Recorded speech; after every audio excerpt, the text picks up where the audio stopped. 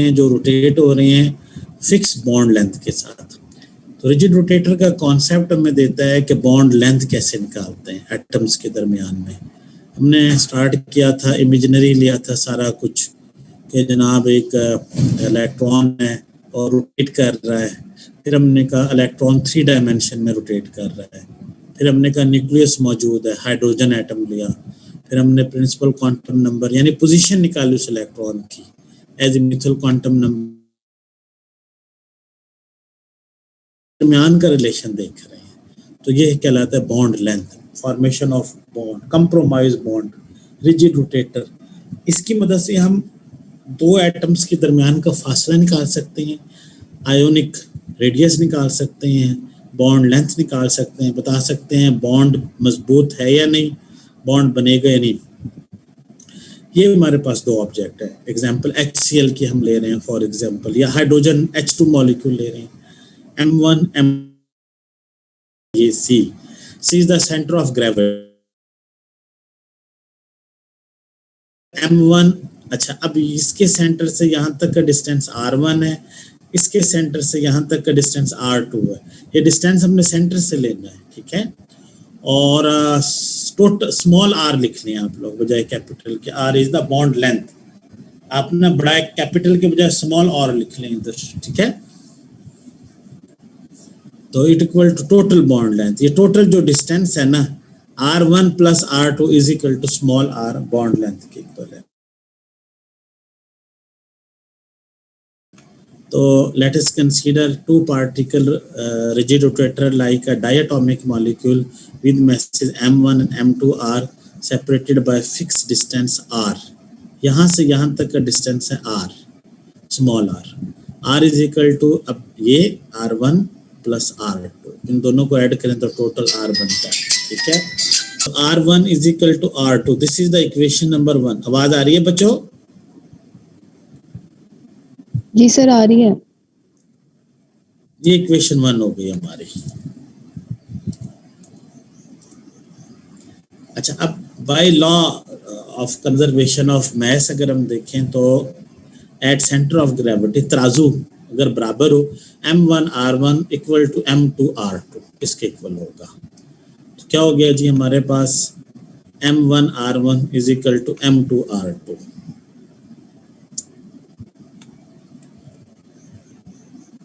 ये इक्वेशन 2 हो गई हमारी।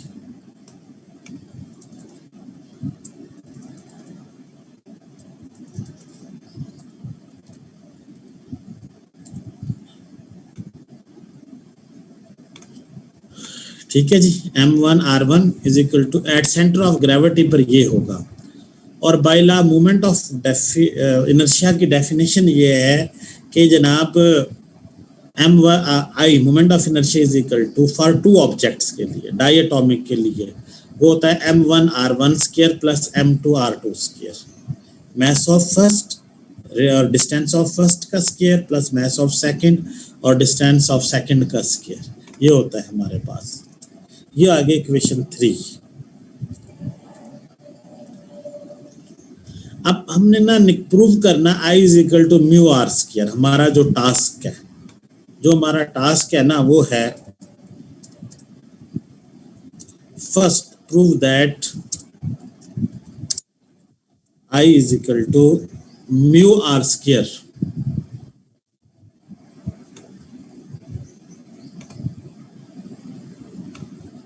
ये हमने अभी करना है, ये हमारा है पहला टास्क। इसमें ये जी हमारा टास्क है, prove that task 1 I is equal to mu R square, हम ये प्रूव करने चलेंगे, ठीक है जी। तो अब हम ये देखेंगे, हमारे पास है इक्वेशन नंबर 2। ये इक्वेशन 2 है, इसमें से R1 की वैल्यू निकालेंगे और R2 की वैल्यू निकालेंगे, हम ये करेंगे, ठीक है। तो हम पहले निकाल रहे हैं वैल्यू ऑफ R1।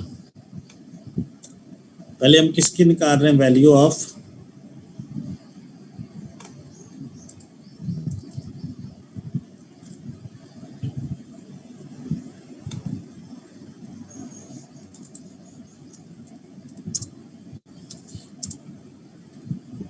R1 क्या वैल्यू निकाल रहे हैं बच्चों। इसके बाद आप निकालेंगे वैल्यू ऑफ R2, फिर R1 की वैल्यू और R2 की इक्वेशन 3 में पुट कर देंगे, हमारे पास आराम से आ जाएगा।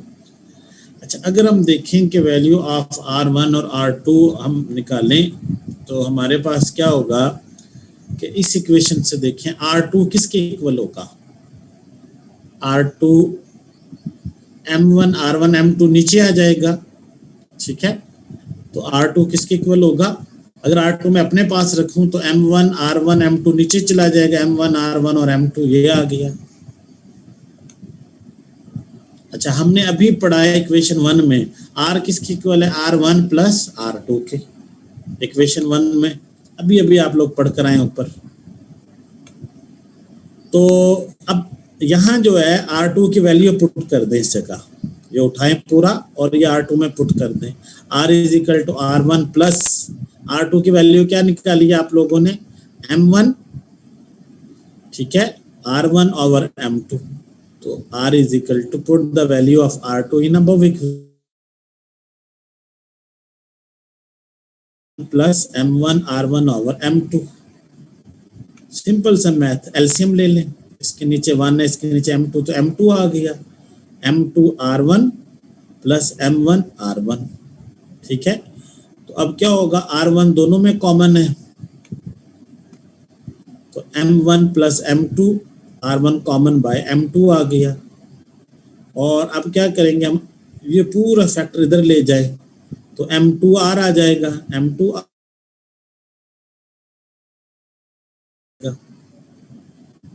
क्रॉस मल्टीप्लाई कर लें, ये इधर आ जाएगा, M2R इधर आ जाएगा। और बाद में अगर हम R1 निकालें तो M2R और M1 प्लस M2, ये हमने वैल्यू किसकी निकाली, वैल्यू ऑफ R1 की। क्या निकली हमसे, M2R M1 plus M2। Similarly अगर हम वैल्यू ऑफ R2 निकालें, सारे स्टेप इसी तरह होंगे। फिर हम R1 की वैल्यू निकालेंगे, निकलेगी R1 की तो निकली M2R bye M1 plus M2, R2 की वैल्यू निकलेगी M1R bye M1 plus M2। तो हम कहेंगे सिमिलरली अगर हम निकाले अगेन M1 R1, अब हम क्या निकाल रहे हैं, वैल्यू ऑफ R2,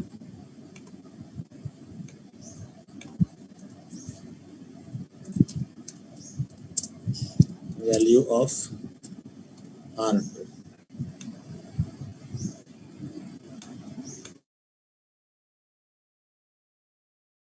उसी तरह M1 R1 M2 R2, अब R1 निकाल लेंगे यहाँ से, तो R1 किसके इक्वल हो जाएगा, M2 R2 और M1। हमें पता R1 तो R1 प्लस R2 के इक्वल है, तो क्या हो जाएगा, हम वैल्यू पुट कर देंगे R1 की इसके अंदर, यहाँ इधर R1 की वैल्यू पुट कर देंगे, ये वाली M2 R2 bye M1 plus R2। LCM ले लेंगे, M2 R2 plus M1 R1, और फिर R2 कॉमन ले तो M1 R और M1 प्लस R। तो ये हमारे पास आगे वैल्यू किसकी, M2 और R1 और M उसकी वैल्यू आ गई। R1 की वैल्यू जो हमने निकाली वो थी हमारे पास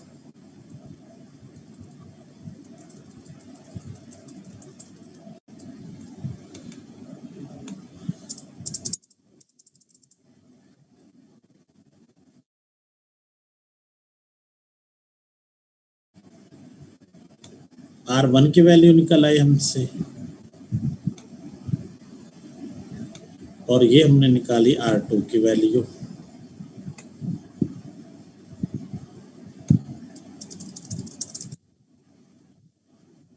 इक्वेशन 5 आ गई।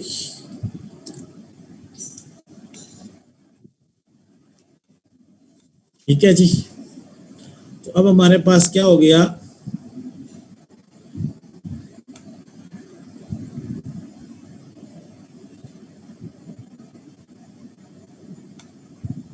जी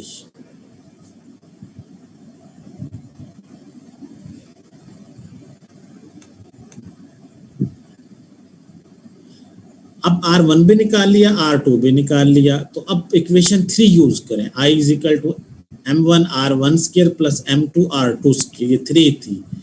इसके अंदर वैल्यू पुट करते हैं, R1 की भी R2 की भी। R1 के वैल्यू हमने निकाली थी क्या कि जनाब अब ये है M1 R1 की वैल्यू पुट करें, M2 R bye M1 plus M2 और स्क्वायर था होल का, प्लस M2 R2 का, R2 की वैल्यू पुट करें M1 R bye M1 plus M2 का स्क्वायर। तो अब हम क्या करेंगे, हमने ऐसे किया कि जो डिनोमिनेटर है उसका स्क्वायर नहीं खोल रहे, ऊपर वाले का स्क्वायर खोले। M1 ऊपर का स्क्वायर खोला, M2 का स्क्वायर R2 का स्क्वायर, M2 M1 का स्क्वायर R2 का, नीचे उसी तरह ना M1 plus M2 M1 common ले लिया, दोनों सेम, तो M1 M2 R square plus M2 M1 R square. Common क्या है इसमें, M1 कॉमन है और क्या चीज कॉमन है, M2 कॉमन है और R स्क्वायर। तो क्या बचा, M2 M1 बचा। तो अब इस M2 से ये कैंसिल हो जाएगा, हमारे पास क्या होगा, ये M1 जो है ये कैंसिल हो जाएगा, उससे क्या, ये स्क्वायर कैंसिल हो जाएगा, क्या बचेगा M1 M2, ये R स्क्वायर आ गया साथ bye M1 plus M2।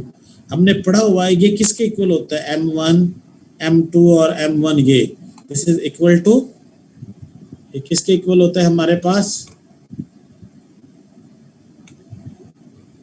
This is equal to mu के इक्वल होता है।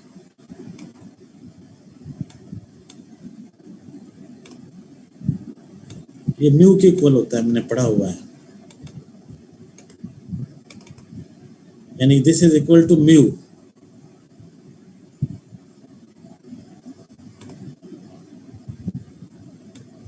जो ये वाला फैक्टर है वो किसके इक्वल होता है, म्यू के इक्वल होता है।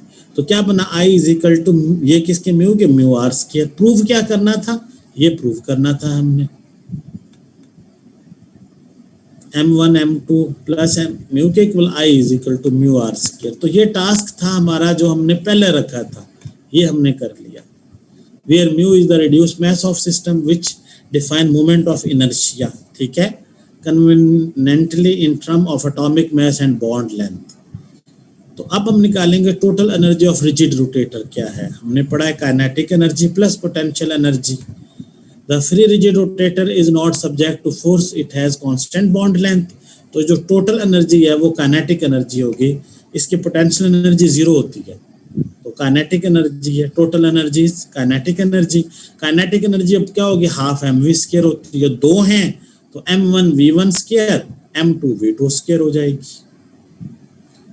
तो हमारे पास क्या हो जाएगा कि it is more convenient to express kinetic energy in term of angular velocity. क्यों, रोटेशन हो रही है, अगर रोटेशन है तो फिर आर्म वेलोसिटी नहीं होती, एंगुलर वेलोसिटी होती है, जिसको हम ओमेगा से रिप्रेजेंट करते हैं। Omega is equal to R is equal to, हमारे velocity is equal to R omega, V is equal to R omega, ठीक है, ये ओमेगा। ये हम ओमेगा की सिंबल जो है वो ये है,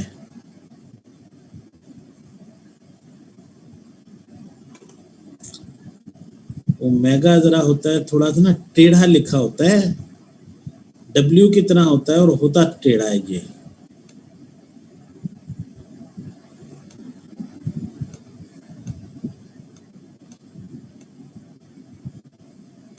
ग्रीक वर्ड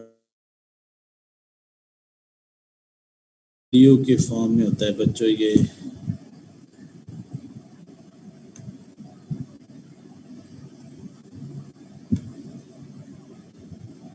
ओमेगा ओमेगा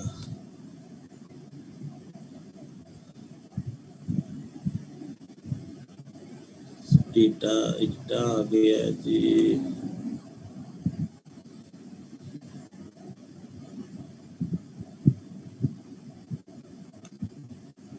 चलो इसकी सिंबल मैं भेजता हूँ आपको, ये W होता है, थोड़ा सा जरा तिरछा करके हमने लिखना है, ठीक है। ओमेगा आपने पढ़ा होगा उसमें मैट्रिक में, एफएससी में ना, V is equal to R omega.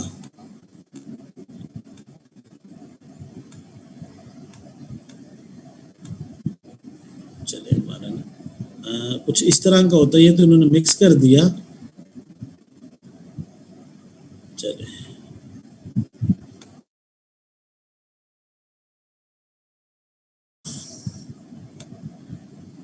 ये है velocity is equal to radius और एंगुलर वेलोसिटी। तो अब पुट करें वैल्यू हाफ m1, अब यहाँ v1 में पुट करें r ओमेगा, यहाँ r ओमेगा, तो r1 omega square r2 omega square, half m1 r1 का स्क्वायर ओमेगा का स्क्वायर, हाफ m2 खुले ब्रैकेट r2 का स्क्वायर ओमेगा का स्क्वायर। तो जनाब क्या हो जाएगा, हाफ अब कॉमन क्या है, तो m1 r1 square plus m2 r2 square. ये अभी आप पढ़कर आ रहे हैं, किसके इक्वल होते हैं ये जनाब, m1 r1 m2 r2 i moment of inertia के, तो 1/2 मेगा स्क्वायर i के इक्वल आ गए। तो ये हमें बताते हैं कि this show that classical energy of free rotating molecule can be express in term of rotational kinetic energy. ठीक है, तो हमारे पास क्या होगी,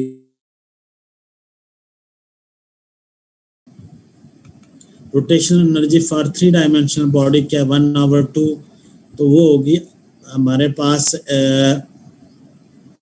आई और W X square plus Y square plus Z square.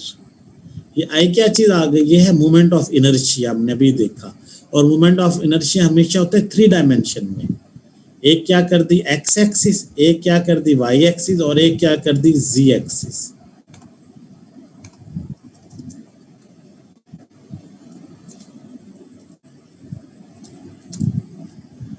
तो खैर अब हम एंगुलर मोमेंटम जो है उसको apply, angular velocity in term of angular momentum L is equal to I omega, और ओमेगा क्या हो जाएगा L ओवर आई के इक्वल हो जाएगा।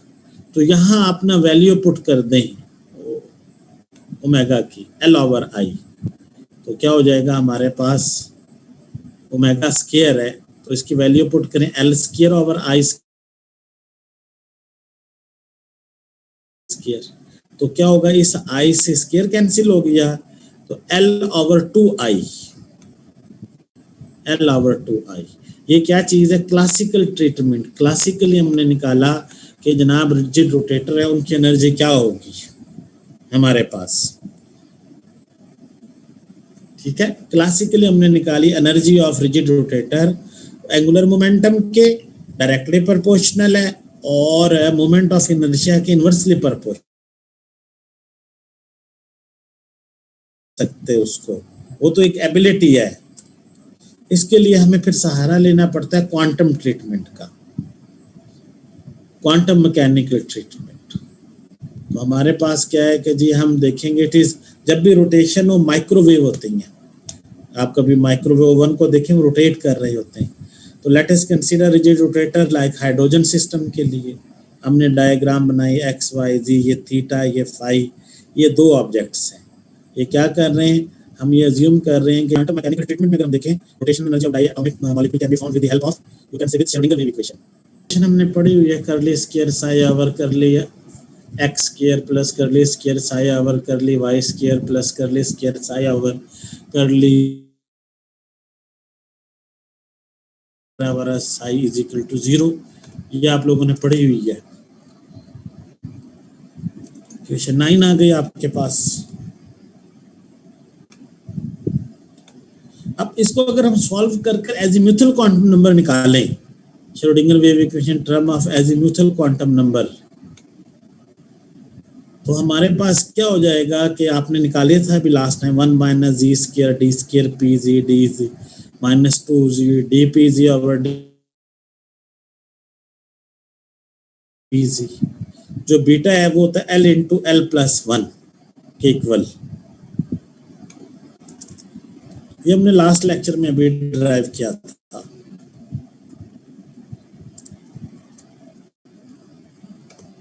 बीटा जो है जनाब दिस इज इक्वल टू, आज के लिए इतना ही करते हैं, ज्यादा मिक्स ना हो जाए, ऑनलाइन है इतना समझ नहीं आता, सारा एक दफा पढ़ें, कोई पॉइंट ना समझ में आए वो मुझसे पूछे अभी, ताकि आप लोगों को इजी हो जाए। इसमें बस जो आर है ना वो स्मॉल लेना है, ठीक है। हम अभी बना लेते,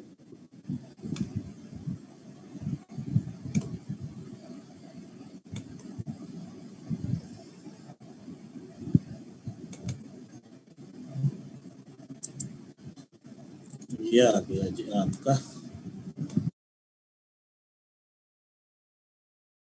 रोटेटर आ गए हैं। आर ये आपने स्मॉल लेना है, यहाँ मैं स्पेशल लिख भी देता हूँ है। बॉन्ड लेंथ जो है ना, ताकि आप लोगों से गलती ना हो, आर है ना, आप स्मॉल ले लो इस बॉन्ड लेंथ।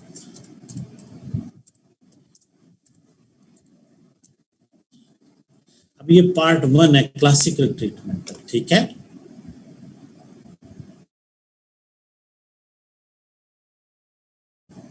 इसका दूसरा हिस्सा जो है वो क्वांटम ट्रीटमेंट, वो मैं अभी कंटिन्यू है, वो इसलिए अभी नहीं करवाया कि वो फिर ज्यादा हो जाता है, मिक्स हो जाएगा आगे जरा। ये एल है, स्मॉल एल है ये, ठीक है। दिस इज एल, वरना समझना इसको एल। और यहां हम लिख देते हैं जनाब बड़ा सा, ये हमारा क्या है, हमने यूं करके लिख दिया। ठीक हो गया,